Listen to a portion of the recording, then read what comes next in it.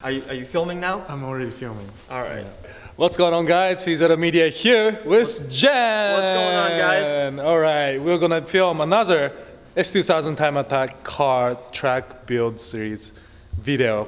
Today we got a big announcement for you guys. Yes.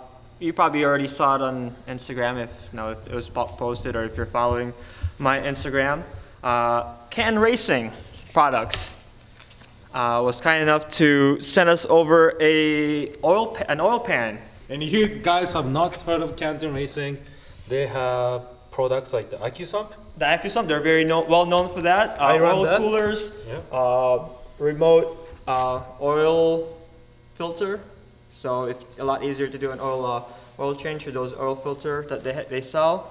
Oil coolers, they have those. And if you're big into high performance driving, check out their products. They have a wide array of products for a lot of cars. CantonRacingProduct.com. Pretty much that, with .com in the end.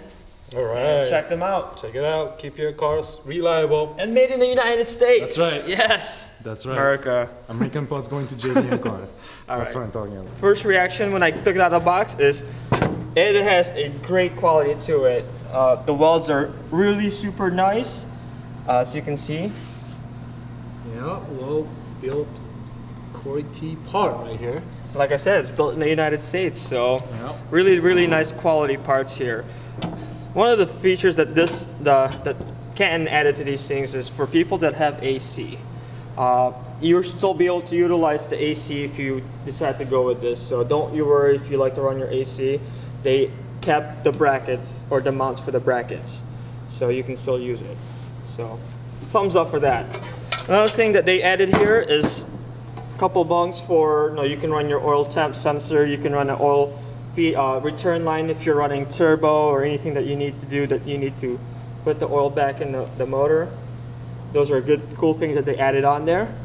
Are you going to be using this? I might be using it for the oil temp. Yeah. So most likely I will be doing that. Yeah. So we'll shoot a video on that in the future once I have the oil temp sensor and gauge here. Okay. No, but what it's good for is really their baffling system here. One of the things that in high-speed racing, cornering, even drifting, is the high G turns where the oil will go into one side of the oil filter, oil pan. So this will prevent that from happening. So how it does it is through these doors, the baffling doors. So the oil will slush around, and this will prevent it from basically slushing everywhere. So next will be show you what you need to install this great product. It's very straightforward and simple. A lot of elbow grease, like with everything else. But you need something to pry the old oil pan off. So nice pry bar. Screwdriver will work as well. A rubber mallet or a dead blow. That way you don't break the old oil pan. You don't want to use a mallet or a hammer or anything like that, because that's an aluminum pan, so that will break. A 10mm socket. I like to use a small impact. That way it's a lot easier to take it out. That way you're not there trying to, but no, it's doable. You just have to have a lot of patience. And when you're installing the new oil pan, you are going to need some sort of RTV, Honda bond, something that we recommend, but I don't have any right now. But silicone, RTV, something that you want to do, like a little gasket maker. So first and foremost, what you want to do is get your tool, and it's a 10mm all the way around. As you can see, we already took that off this one. It's all the way around, so don't forget there's two up here as well that you want to take out, and the ones that goes all the way around the oil pan. And then once you have all the bolts off, it's going to be hard to take this out just by pulling it.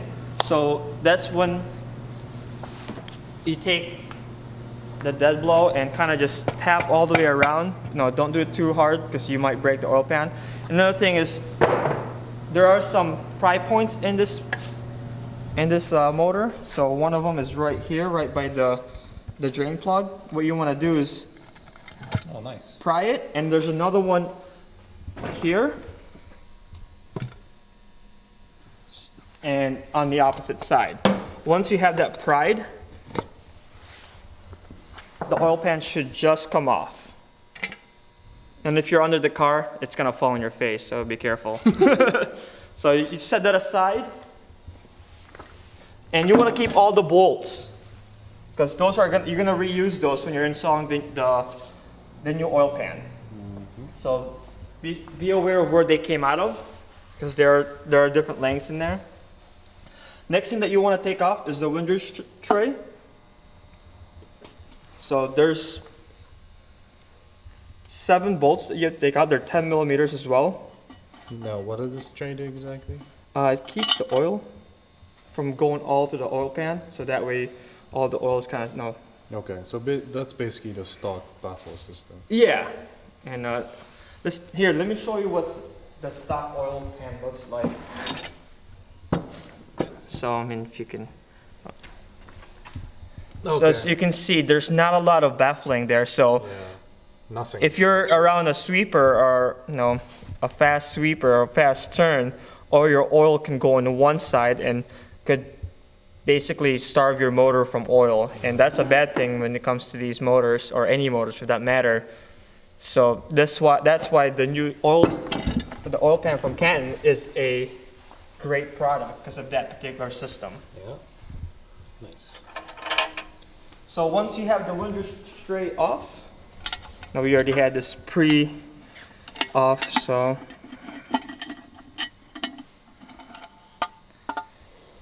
that comes off.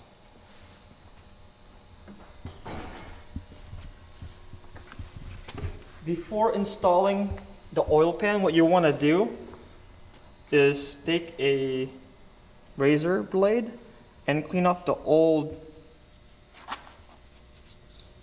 silicone that's on there, so that way you have a proper mate between the engine block and the oil pan. You know what's wrong here though? It's missing 4 others. Exactly. You read my mind. 4 other cylinders is what I'm saying. Here's what I was talking about the oil pickup line. What this is your oil pump. What it does is basically it sucks all the oil from your oil pan and feeds it all throughout your engine block. And that's what basically lubricates your whole motor. So you can imagine if in a corner, if oil is all the way on this side, there's no oil getting suctioned up here. Exactly. Yeah. And with the new Canton oil pan, it allows all the oil to be in one spot. That way, even at hard turns, all the oil is still getting to the engine. Mm-hmm. Once you have that all set and taken off, all the silicone, what you want to do is take the RTV, do a small bead all the way around. And then once that's set and done, take the beautiful oil pan and be careful of the oil pickup. Make sure that it goes through where the baffle is, and basically just set it down. Make sure all the bolts matches. That way you know it's a lot easier to install, and you want everything flat. You know, if it's not fitting properly, make sure you pull it back out and put it back in. Make sure it's all the way flat, or you'll have a major leak, which you don't want. And let's talk about what they provide here as well. This is a flywheel cover, because the stock oil pan came with that, and this obviously does not. So they provided you with one of these. So where it goes right here, and it still uses the stock oil pan bolt, so that way you can still use that. And also what this is for the bolt that goes into the transmission. One thing I like to do when installing the oil pan is before you torque down the bolts here, you want to just let the oil pan sit there for 10 minutes and then squeeze in the bolts, because if you tighten the bolts before the RTB silicone, it's starting to dry up, it's just going to squeeze out, and therefore you won't have good seal between the oil pan and the engine. All in all, it's a very simple product to install. As far as price goes, let me tell you what, it's a lot cheaper than a new block. So something that I would definitely recommend. And that's it, guys. Thanks for watching, and I'd just like to thank Canton Racing Products for making this possible. All right.